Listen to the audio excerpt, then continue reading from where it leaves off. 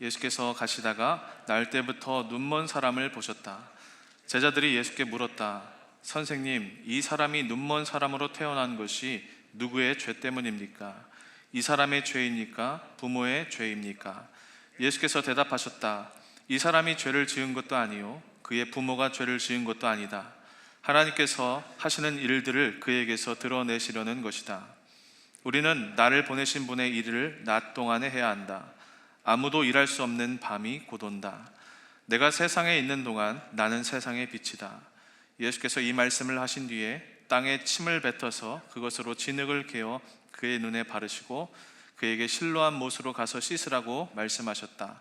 실로암은 번역하면 보냄을 받았다는 뜻이다. 그 눈먼 사람이 가서 씻고 눈이 밝아져서 돌아갔다. 아멘. 오늘은 이 고난에도 목적이 있습니까? 라는 제목으로 하나님의 말씀을 나누겠습니다. 여러분, 세계관이라는 말이 있죠. 세상을 보는 눈, 마음의 틀을 의미하는 단어입니다. 영화나 드라마에도 게임에도 세계관이 있습니다. 각자의 시대나 공간, 사상적인 배경이 스토리를 구상하는 데 기본적인 뼈대 역할을 하는 겁니다. 여러분, 세계관은 참 중요합니다. 왜? 어떤 세계관을 가지느냐에 따라서 세상을 바라보는 눈이 달라지고 관점이 달라지고 똑같은 상황을 바라봄에도 불구하고 해석이 달라지고 또 결정적으로 해석이 달라지면 행동이 달라지기 때문입니다. 같은 상황을 마주하면서 내가 행동하고 결정하는 방식이 달라지는 거예요. 자, 그렇다면 여러분, 그리스도인들, 기독교에는 어떤 세계관이 있을까요? 기독교 세계관은 하나님의 섭리를 믿습니다. 모든 것이 하나님의 주권과 하나님의 통치와 그분의 역사에 있다라는 것을 믿는 것이 기독교 세계관이죠. 반면에 기독교 아닌 불교나 유교 같은 특히 우리나라 전통 문화, 종교 속에서는 인과응보가 세계관이 주를 이루고 있습니다. 어떤 나쁜 일이나 안 좋은 일이 생기면 이 일이 내 옛날의 과거의 어떤 업보 혹은 우리 조상이 지은 죄 아니면 나의 운명, 팔자 때문에 내가 이런 어려움을 당하는구나 라고 생각하고 불평하고 원망한다라는 거예요. 내가 도대체 무엇을 잘못했길래, 내가 전생에 어떤 죄를 지었길래 이런 어려움을 당하는가 불평한다라는 거예요. 여러분, 그러나 우리 하나님을 믿는 하나님 나라의 백성들은 어려운 일을 만났을 때, 고난을 만났을 때 하나님이 지금 나에게 무엇을 말씀하시려고, 또 나를 어떻게 이끌어 가시고 나를 어떻게 만들어 가시려고 이 일을 허락하시는가, 하나님의 섭리를 생각하는 사람들이다 라는 것입니다. 똑같은 현실과 사건, 문제를 만나는데 어떠한 세계관으로 삶을 바라보느냐에 따라서 해석이 달라지고 행동이 달라지는 것입니다. 여러분, 사람은 누구나 문제를 만납니다. 크리스천이건 넌 크리스천이건 똑같이 어려움을 당합니다. 예수님을 믿는다고 해서 삶의 어려움이 찾아오지 않는 것은 아닙니다. 누구나 이기지 못한 고난을 만나요. 그럴 때 그 상황을 어떻게 바라보느냐가 중요한 거예요. 우리 청년들에게 때로는 진로가 꼬일 수도 있고, 내가 이것이 나의 비전이다라고 생각하면서 여태까지 달려왔는데 갑자기 그것이 무너질 수도 있고, 예상치 못한 가정의 문제가 아니면 육체적인 질병이 찾아올 때가 있어요. 청년들에게도 동일하게 일어나는 일이죠. 그럴 때 우리가 무엇을 해야 한다라고요? 하나님이 지금 나에게 무엇을 원하시길래 나에게 이런 시간을 허락해 주시는가, 믿음의 관점으로 바라볼 줄 알아야 한다라는 거예요. 여러분, 오늘 말씀을 보면 이 고통과 고난의 문제에 대한 해답을 줄 수 있는 사건이 소개됩니다. 태어날 때부터 앞을 보지 못하는 맹인으로 태어난 사람을 예수님께서 고쳐주시는 사건이에요. 오늘 이 말씀의 이 사건은 요한복음에 등장하는 7가지의 기적 중에 6번째의 기적입니다. 그런데 한 가지 특이한 것은 이 사건을 요한복음은 기적이라고 이야기하지 않습니다. 표적이다. 우리가 지난 시간 계속 이야기 나눴던 이야기죠. 표적이다 라고 이야기합니다. 표적이 무엇입니까? 사인입니다. 그냥 사건을 의미하는 것이 아니라 그것을 통해서 무엇인가를 드러내고 의미를 전달하려는 의도가 담겨 있는 일이라는 뜻이에요.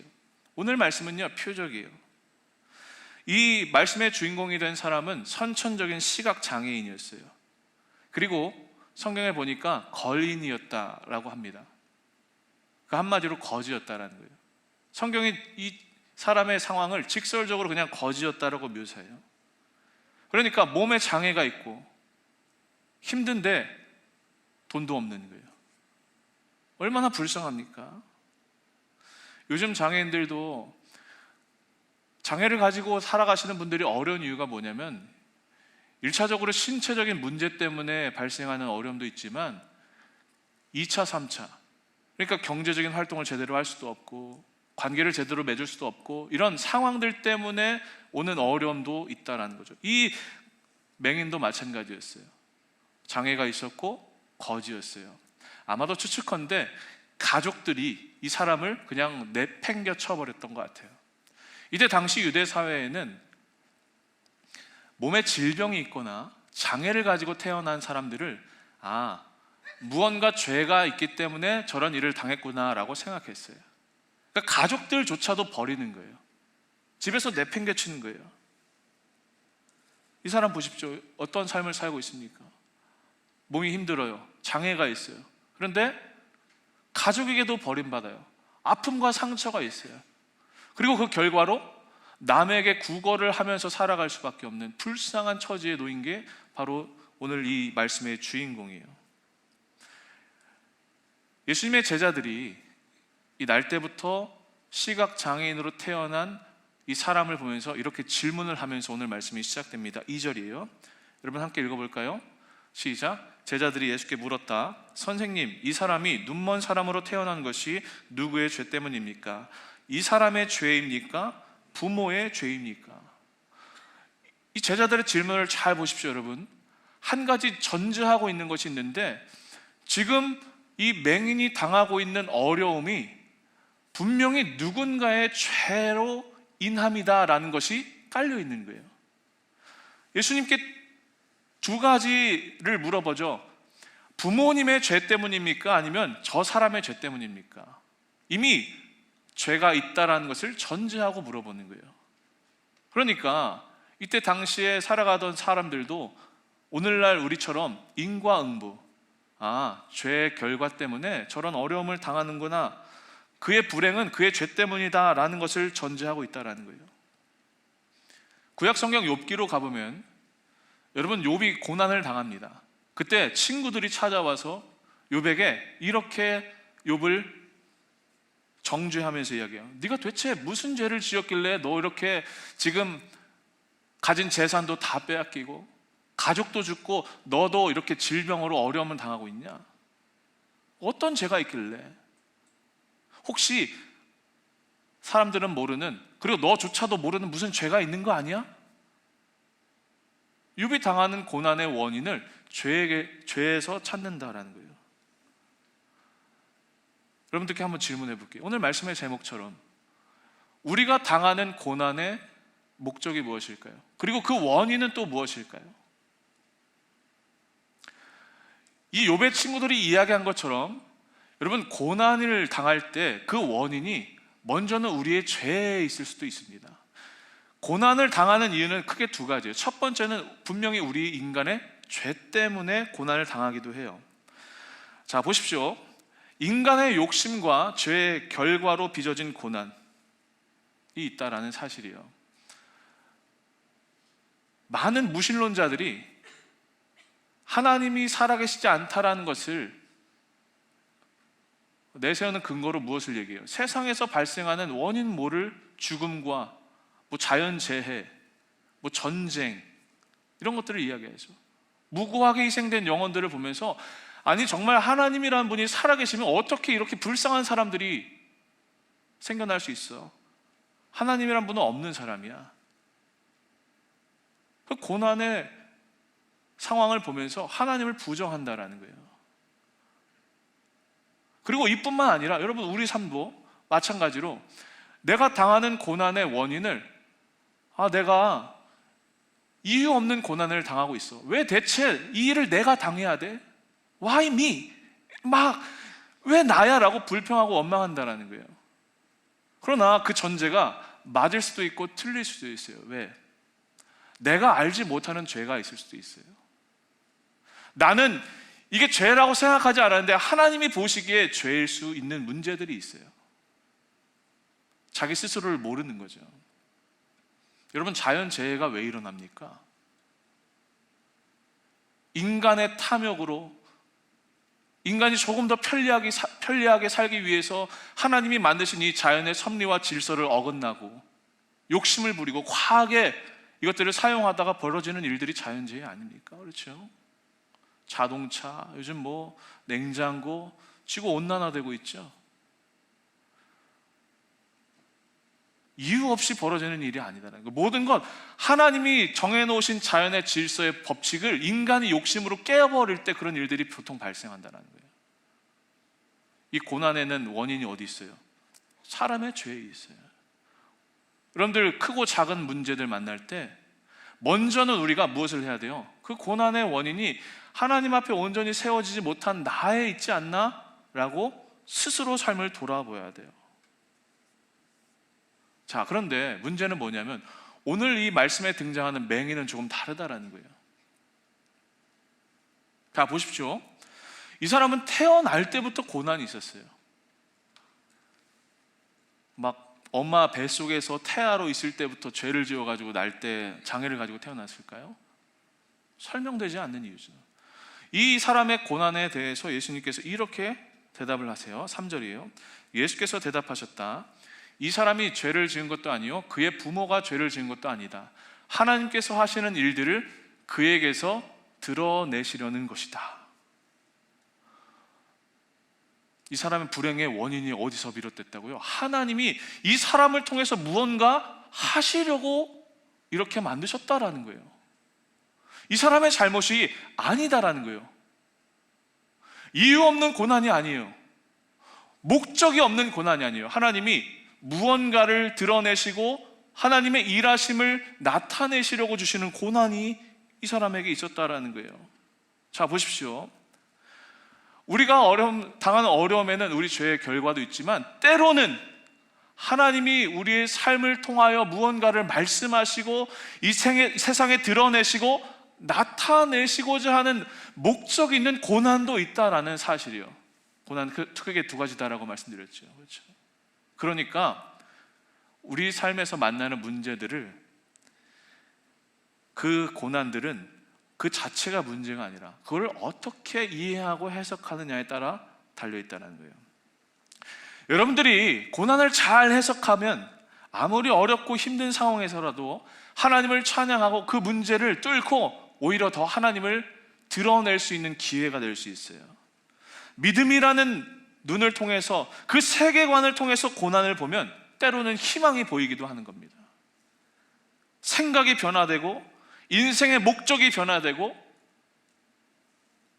행동이 바뀌는 거예요. 기독교의 위대한 사상가인 C.S. 루이스가 아주 유명한 그의 저서이죠. 고통의 문제라는 책에서 이렇게 말했어요. 여러분 잘 들어보세요. 사랑은 친절이 아니다. 오히려 자신이 무관심하거나 싫어하는 상대에게 친절할 수 있다. 무관심의 또 다른 이름이 친절일 수도 있다. 상대를 진심으로 사랑하면 상대가 더 나은 모습으로 발전, 성장하길 기대한다. 예술가가 심혈을 기울인 작품일수록 높은 차원의 완성도를 요구한다. 우리는 수정되고 교정되어야 할 것 투성이인 모난 작품과 같다. 그래서 고통은 무관심이 아닌 우리를 향한 하나님의 사랑이자 증표이고 결과이다. 이 말이 어떤 의미입니까? 내가 지금 당하는 어려움이 하나님의 무관심이 아니라 우리를 너무 사랑하셔서, 마치 예술가가 그 작품을 심혈을 기울이면 기울일수록 더욱더 아름답게 깎아내고 조각내고 그것을 다듬는 것처럼 하나님이 우리를 너무나 사랑하시기에 우리를 빚어가시고 하나님의 걸작품으로 만들어 가시려고 때로는 우리 삶에 어려움을 주신다는 거예요. 정리하면 지금 내가 당하는 어려움은 하나님이 나를 너무나 사랑하셔서 나를 만들어 가시고 빚어 가시려는 결과이고 증거이다 라는 것입니다. 사랑하는 여러분, 지금 고난이 있습니까? 어려움이 있습니까? 예기치 못한 문제를 만났습니까? 그 상황 가운데 담겨있는 하나님의 그 간절하신 사랑을 깨닫는 우리 모든 예배자들 되기를 주의 이름으로 간절히 축원합니다. 예수님께서 이제 이 맹인이 당하는 고난의 구체적인 목적을 4절 5절에서 이야기해 주세요. 자, 제가 읽어볼게요. 우리는 나를 보내신 분의 일을 낮 동안에 해야 된다. 아무도 일할 수 없는 밤이 곧 온다. 내가 세상에 있는 동안 나는 세상의 빛이다. 예수님이 이 땅에 세상의 빛으로 오셨어요. 세상은 어둠이었어요. 죄의 결과 때문에 하나님을 알아보지 못했어요. 캄캄한 암흑 속에, 완전한 영적인 무질서 속에 살아갔어요. 그래서 예수님이 이 땅에 빛으로 오신 거예요. 그러나 사람들이 그 빛을 알아보지 못했어요. 그래서 예수님이 이 맹인을 사용하시는 거예요. 이 땅에 빛으로 오신 예수님을 드러내고 증거하시기 위해서 눈이 가려진 맹인을 고쳐주시는 거예요. 그의 삶을 통해 예수님이 우리 가운데 찾아오셔서 행하시는 일이 무엇인지를 가르쳐 주시는 것이다 라는 거예요. 그러니까 맹인의 삶은 하나님 하시는 일의 통로였죠. 자, 여러분 보십시오. 이 맹인은 우리를 상징합니다. 암흑 속에서 태어나고 암흑 속에서 살아가요.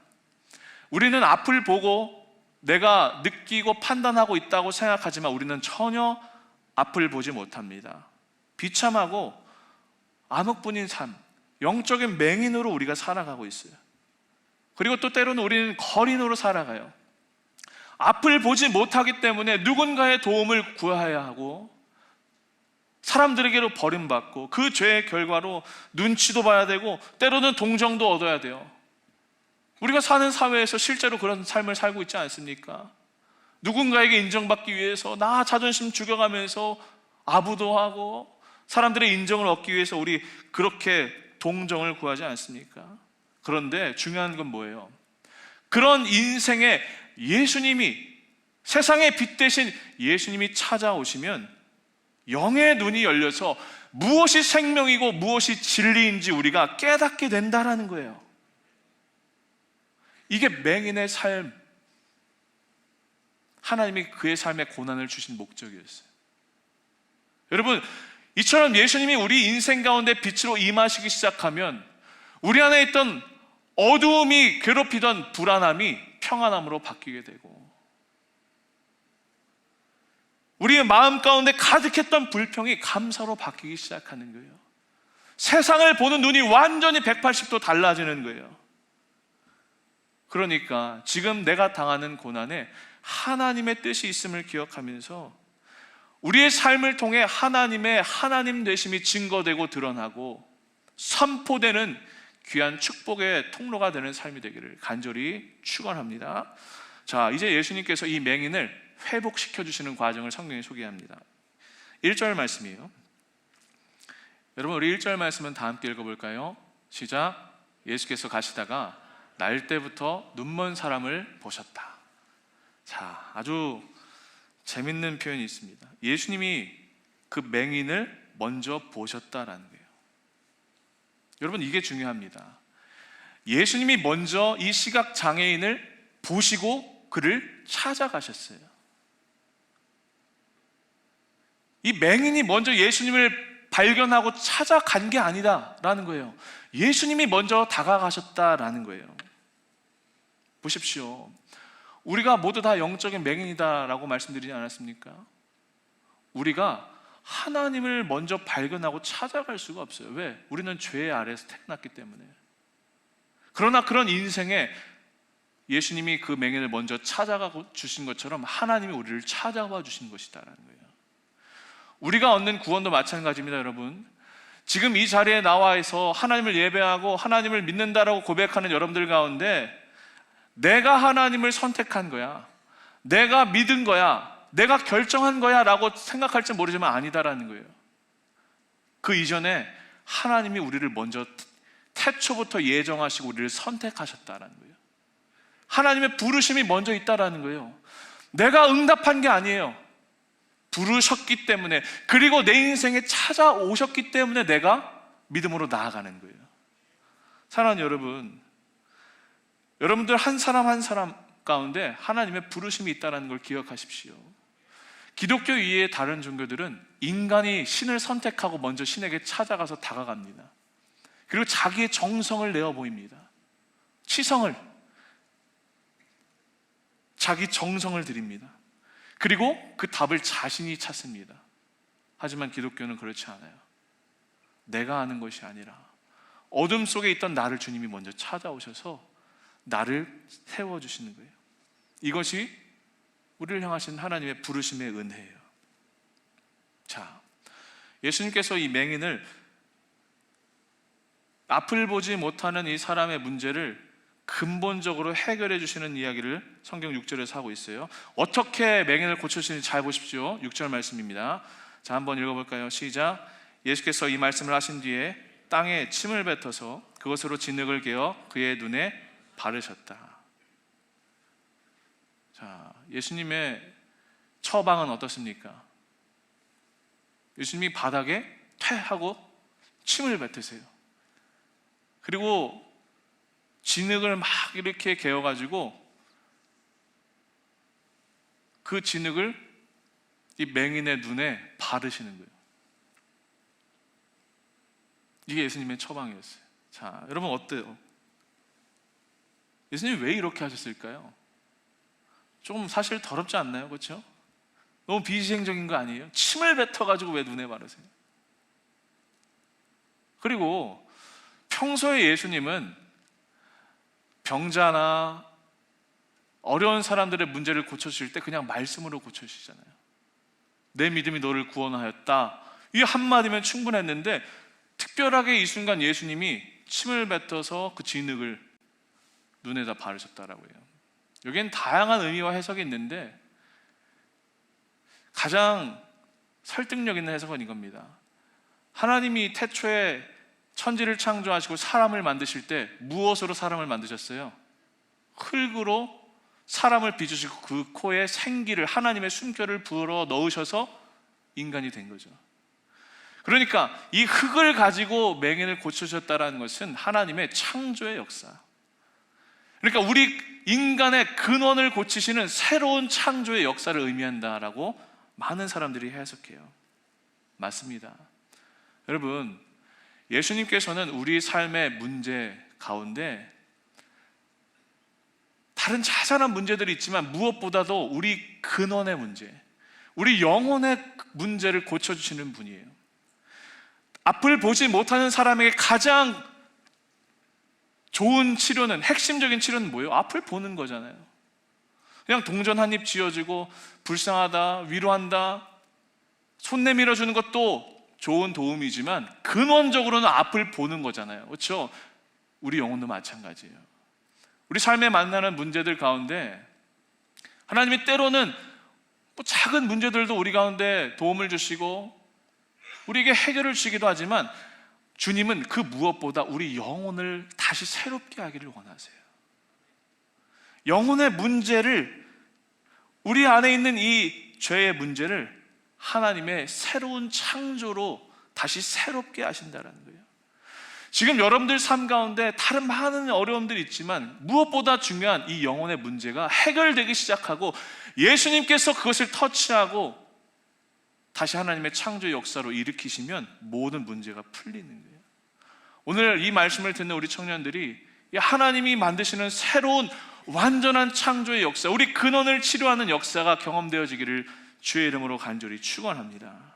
자, 이렇게 예수님께서 진흙을 개어서 눈에 바르시고 이제 그 맹인에게 마지막 당부를 하십니다. 어떤 말씀을 하시냐? 우리 마지막 말씀 한번 읽어볼게요. 7절 말씀입니다. 함께 읽어봅시다. 시작. 그에게 실로암 못으로 가서 씻으라고 말씀하셨다. 실로암은 번역하면 보냄을 받았다는 뜻이다. 그 눈먼 사람이 가서 씻고 눈이 밝아져 돌아갔다. 아멘. 진흙을 눈에 바른 게 끝이 아니었어요. 한 가지 더 말씀하세요. 실로암 못으로 가서 그 눈을 씻으라라는 거였어요. 그리고 이 실로암이라는 뜻은 보냄을 받았다라는 뜻이다라고 성경이 기록하고 있죠. 여러분 한번 생각해 보세요. 소경의 눈에다가 진흙을 발랐다. 안 그래도 앞이 보이지가 않습니다. 그런데 거기다 무언가를 하나 더 가리는 거예요. 너무 이상하지 않습니까? 오히려 눈에 있는 것을 걷어줘도 모자를 파네? 무언가를 더 바른다? 막는다? 아마도 더 깊은 어둠 속에 빠지고 말 수도 있을 것 같아요. 그리고 그 눈이 진흙으로 가리워진 채로 이 소경이 혼자 실로암 못으로 가야 됐어요. 이 장면 한번 상상해 보세요. 사람들이 눈에 진흙을 바른 이 맹인을 보면서 어떤 이야기를 했을까요? 야, 정말 미쳤구나. 이제 정신이 완전히 돌았구나 라고 이야기할 수 있었을 거예요. 사람들에게 손가락질을 당하고 조롱받을 수 있었을 거예요. 그러나 하나님은 이 예수님을 통해서 맹인을 실로암으로 가라고 명하시고 그 실로암에서 눈을 고쳐주시고 씻겨주세요. 여기 어떤 의미가 담겨 있는가? 자, 오늘 말씀의 결론이자 적용인데요, 하나님이 우리에게 먼저 찾아오셔서 은혜를 주세요. 그런데 거기서 끝나는 것이 아니라 이제 우리가 하나님이 보내시는 자리까지 나아가야 한다는 사실이에요. 진흙을 눈에 바르는 그 자리에서 치유가 된 건 아니었어요. 실로암으로 가라 명하신 그곳에 도착하고 눈을 씻자 비로소 앞을 보게 되었다라는 거예요. 이것처럼 하나님께서 우리를 은혜로 부르시고 하나님의 사랑으로 인도하실 때, 그리고 무엇보다 우리 영혼의 문제를 다루시고 치료하실 때 하나님께서 결정적으로 우리의 믿음을 완성시키시는 자리가 있다는 사실이에요. 보십시오. 어쩌면 이 예배의 자리가, 지금 함께 이 자리에 앉아서 찬양하고 기도하는 이 자리가 하나님이 우리를 은혜로 초청하시는 자리일 수 있어요. 찾아오시는 자리예요. 은혜가 시작되는 자리예요. 그러나 그 은혜가 완성되는 자리가 어디라고요? 여기가 아니라고요. 하나님이 여러분들 한 사람 한 사람 보내시는 자리에서 진짜 치유가 이루어지고 완성된다라는 거예요. 자, 우리가 교회에 나와서 예수님을 만납니다. 하지만 교회 나와서 예배하는 것만으로 삶의 변화가 일어나는 거 아니에요. 예수님 말씀에 비록 그 길이 사람들에게 손가락질 당하고 놀림 당하고 쟤 미쳤어, 완전 정신이 나갔어 라고 비판받는 자리일 수 있을지 모르겠지만 그 예수님의 말씀에 순종하고 그 자리까지 끝까지 나아가는 결단이 필요하다라는 거예요.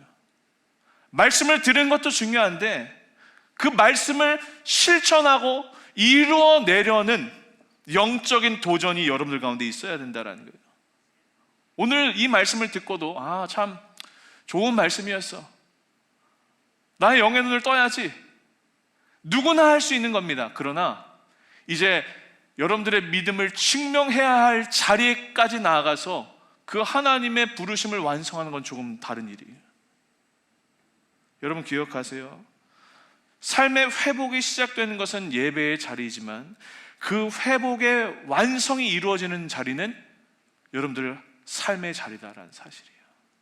하나님이 여러분들을 보내세요. 그리고 그 자리에서 하나님의 하나님 되심을 증거하기를 원하세요. 그 자리로 가는 길에 믿음으로 그 순종을 이루어 나가는 결단 속에 사람들이 비웃고 손가락질을 할 수도 있어요. 바보 아니야? 하나님 살아있지도 않는데, 하나님 없는데, 그런 신 아닌데 너 뭐 하는 거야? 각자 자기의 세계관을 가지고 우리를 정죄할 수 있다는 거예요. 그러나 하나님을 믿는 사람들, 하나님의 살아계심을 아는 사람들은 그런 것에 아랑곳하지 아니하고 하나님이 보내신 자리에서 자기의 믿음을 완성할 수 있는 사람, 그것이 바로 오늘 우리가 살아내야 할 삶의 자리, 믿음의 자리인 줄로 믿습니다. 사랑하는 여러분, 이 맹인이 예수님을 만나고 치유를 경험하면서 180도 삶이 바뀌었어요. 더 이상 사람들에게 구걸하지도 않았어요. 왜? 영혼의 완전한 치유가 일어났기 때문이에요. 자신이 선천적인 장애인으로 살아갔던 것도 부끄러워하지 않았어요. 오히려 눈을 뜨게 된 이 놀라운 변화를 보게 된 사람들에게 당당하게 내가 예수를 만나서 변화가 되었어, 내 인생에 치유가 일어났어 라고 당당히 고백한 인생을 살게 되었다는 거예요. 그러니까 이 자신이 경험한 치유가 나 혼자뿐만 아니라 다른 사람에게도 예수님이 이 땅에 빛으로 오심을 드러내고 증거하는 삶을 살게 되었다는 겁니다. 말씀을 마칠게요. 결론의 말씀이에요.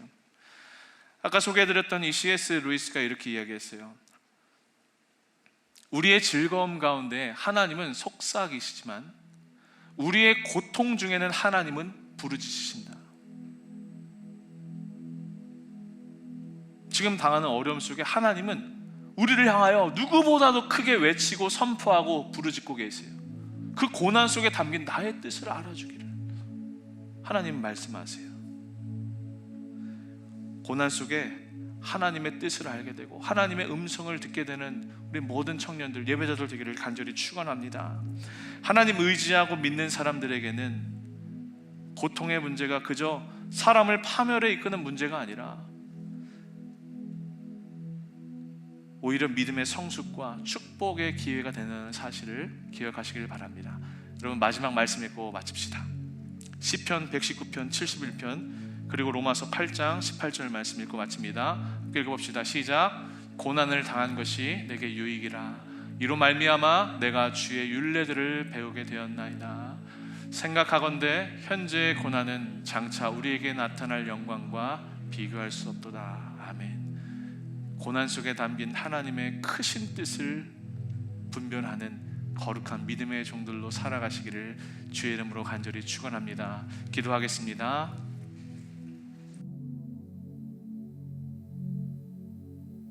하나님 아버지, 우리 가운데 믿음의 눈을 열어주시기를 간절히 기도합니다. 세상은 보지 못하는 이 하나님 나라의 세계관을 가지고 모든 상황을 하나님의 섭리로 인정하며 하나님의 하나님 되심을 증거하는 삶을 살아낼 수 있도록 주님 우리를 붙잡아 주시옵소서. 이 시간 함께 찬양하고 기도의 자리로 나아갈 때에 우리 영의 눈을 뜨게 하시는 예수님의 이 근본적인 역사가 우리 삶 가운데 동일하게 경험되어지도록 주님 이 시간 주장하여 주옵소서. 감사드리며 예수님 이름으로 기도합니다. 아멘. 오늘 주신 말씀 기억하며 우리 모두 다 자리에서 일어나서 함께 찬양합시다.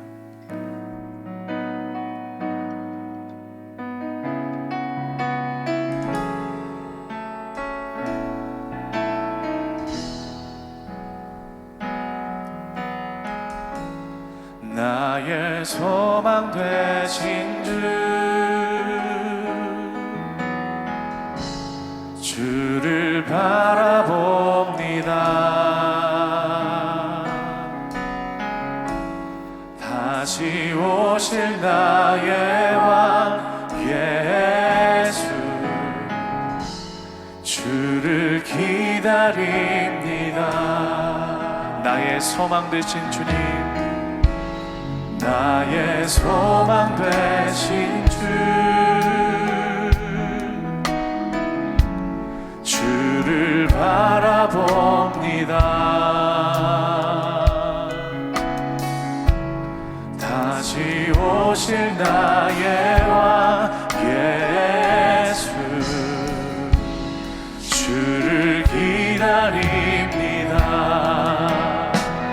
밤이 낮아지나 어제나 오늘도 영원히 주만 찬양해. 괴롭고 슬플 때 낭망하여 넘어져도 언제나 주만 찬양하겠. 우리 처음부터 다시 한번 믿음으로 고백합시다. 나의 소망, 나의 나의 소망 되신 주 주님을 바라봅니다. 주님을 바라봅니다. 다시 오실 왕, 다시 오실 나의 왕 예수, 주를 기다립니다. 밤이나 낮이나 밤이나 낮이나 어제나 오늘도 영원히 주만 찬양해. 괴롭고 슬플 때 낭만하여 넘어져도 언제나 주만 찬양하겠네. 밤이나 낮이나 밤이나 낮이나 어제나 오늘도 영원히 주만 찬양해.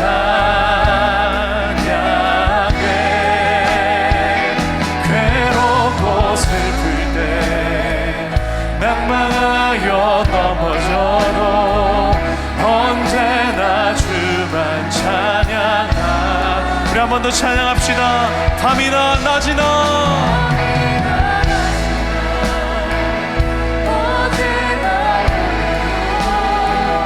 영원히 주만 찬양해. 괴롭고 슬플 때 낭망하여 넘어져도 언제나 주만 찬양. 우리 마지막으로 찬양합시다. 밤이나 낮이나 밤이나 낮이나 어제나 오늘도 영원히 주만 찬양해.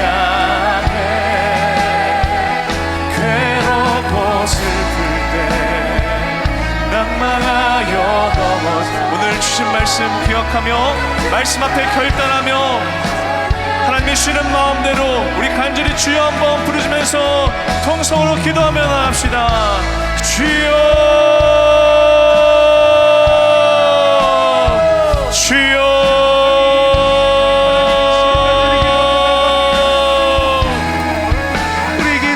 사랑의 하나님, 좋으신 주님, 이 시간 우리의 믿음을 다하여 주님 앞에 간절히 기도하며 결단합니다. 하나님, 우리의 삶에 우리가 미처 다 이해할 수 없는 많은 문제들과 어려움이 우리를 둘러싸고 있습니다.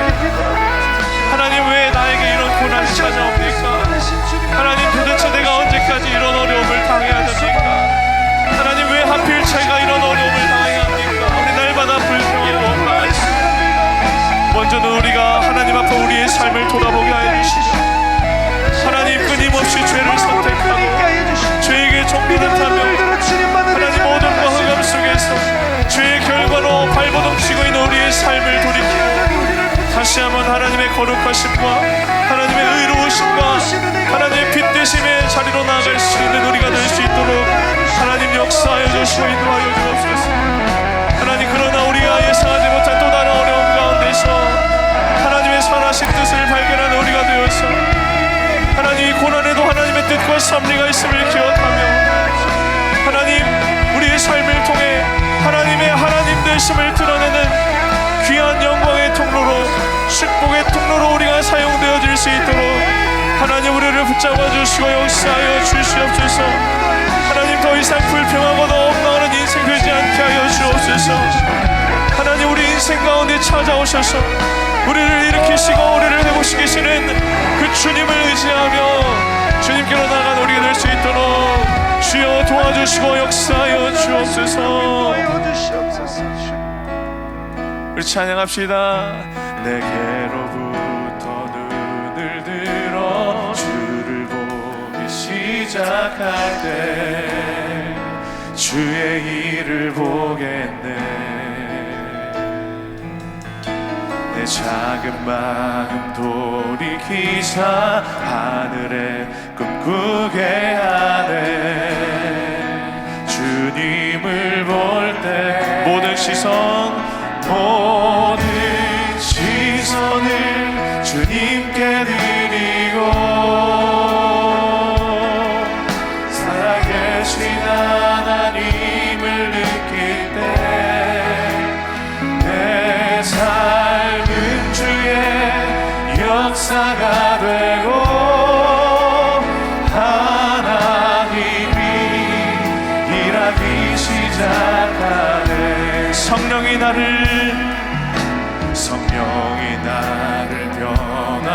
일으켜 모든 두려움 사라질 때 주의를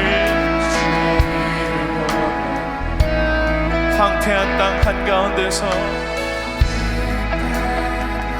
주님 마음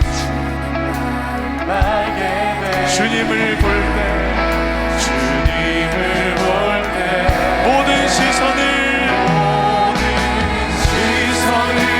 주님께 드리고 전능하신 하나님을 느낄 때 세상은 주의 나라가 되고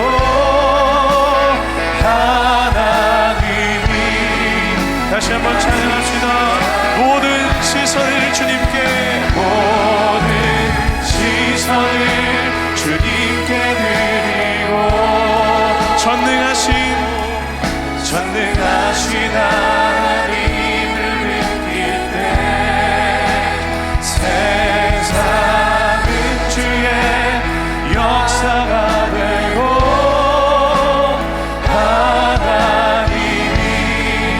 일하기 시작하네.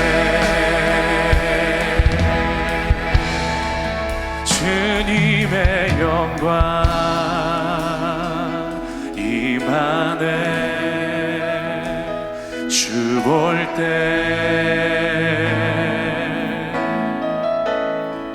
주님의 영광 임하네.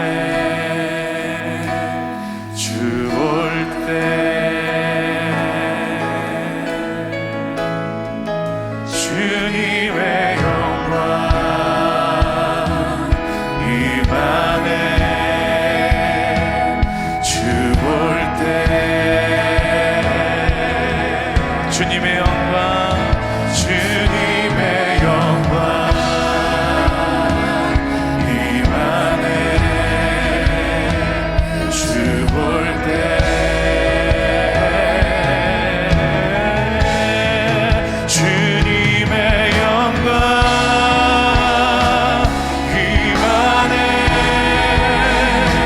주 볼 때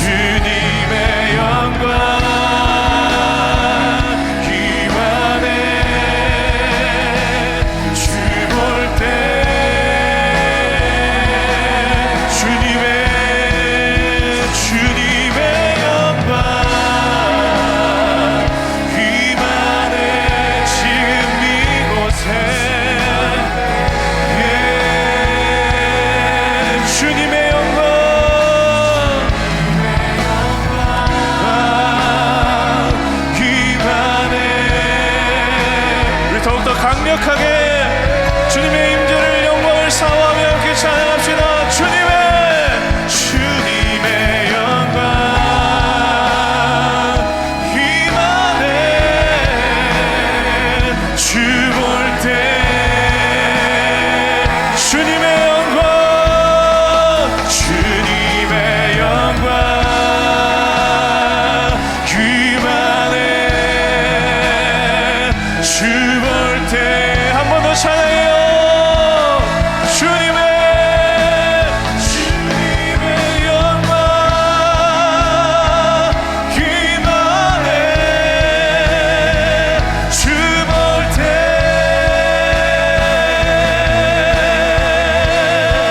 주님의 영광 임하네.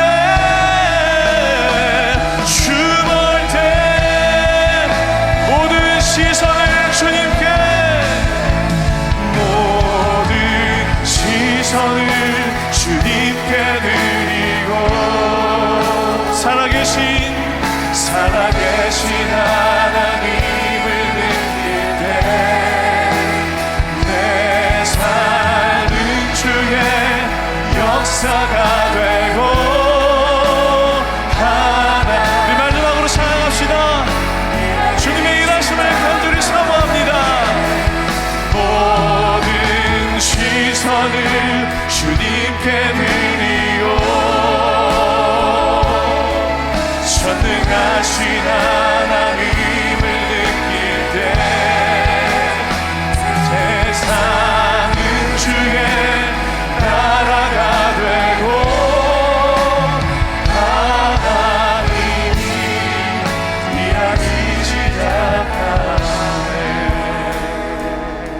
여러분, 이 시간 한 번만 더 기도하며 나아갑시다. 주님, 이 시간 함께 이 자리에서 예배한 우리 모든 청년들, 하나님 영의 눈을 뜨게 하여 주옵소서. 우리의 시선을 주님께로 향하게 하여 주옵소서. 하나님은 여전히 우리 가운데 일하시고 살아서 하나님 나라의 일을 이루시고 계시는데, 하나님, 우리가 그 하나님의 일하심을 바라보지 못했습니다. 지금 내 삶의 어려움과 고난을 바라보며 그저 불평하고 원망하는 인생을 살았습니다. 하나님, 그러나 우리가 나의 이 부족한 삶을 통하여 하나님이 하나님 되심을 증거되고 하나님의 영광을 드러내기 위한 하나님의 크신 계획과 뜻이 있음을 바라보게 하여 주옵소서. 우리의 삶을 통하여 세상이 하나님을 보는 놀라운 역사가 일어날 수 있도록 주님 우리를 도와주옵소서. 우리의 삶의 문제를 오직 주님께 맡깁니다. 주님 일하여 주시옵소서. 우리 강력한 믿음을 다하여 우리 다시 한번 주여 부르짖으면서 주님 앞에 결단하며 기도하며 나갑시다. 주여,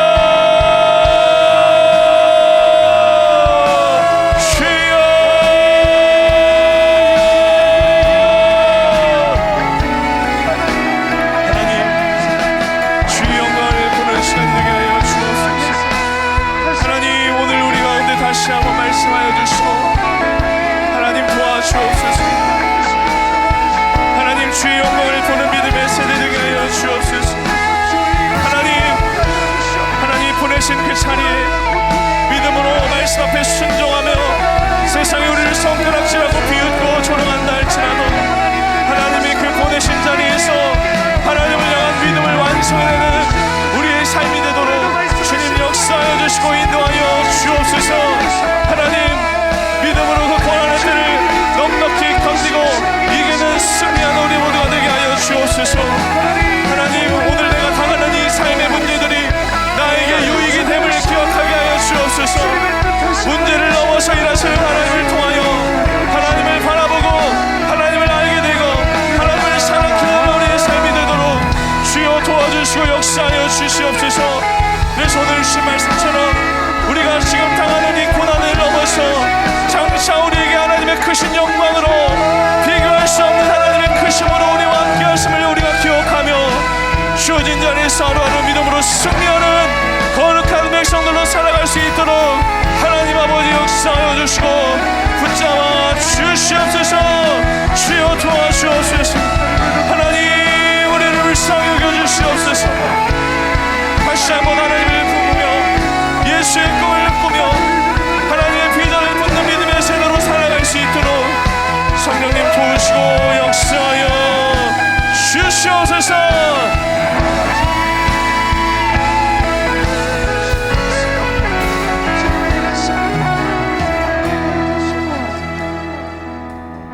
하나님,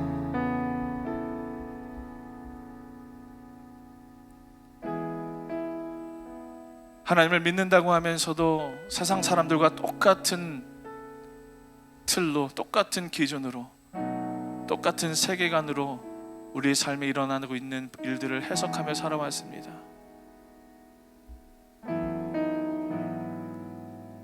때로는 나의 죄 때문에,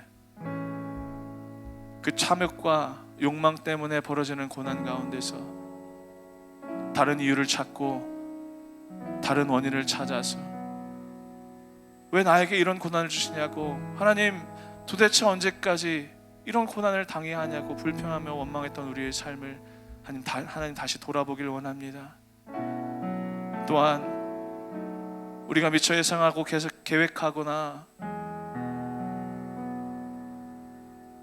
생각했던 문제들을 만나면서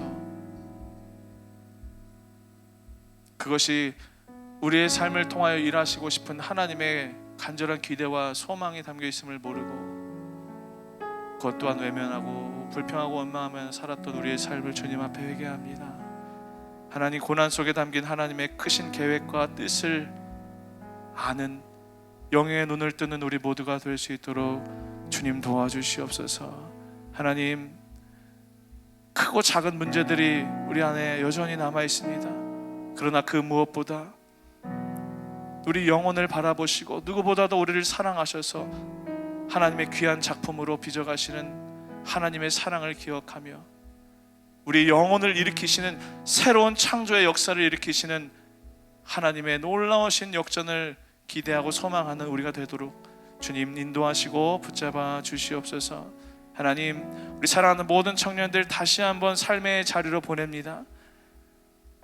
저들이 밟고 살아가고 숨쉬는 모든 걸음마다 그곳이 실로함이 되게 하여 주옵소서.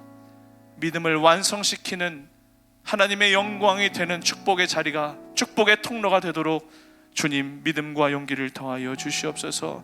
성령님 날마다 음성으로 들려주시고 이 맹인을 찾아가셨던, 먼저 다가가셨던 예수님의 음성이 믿음으로 살아가기를 결단한 우리 모든 청년들에게도 동일하게 들리도록 주님 복의 복을 더하여 주옵소서.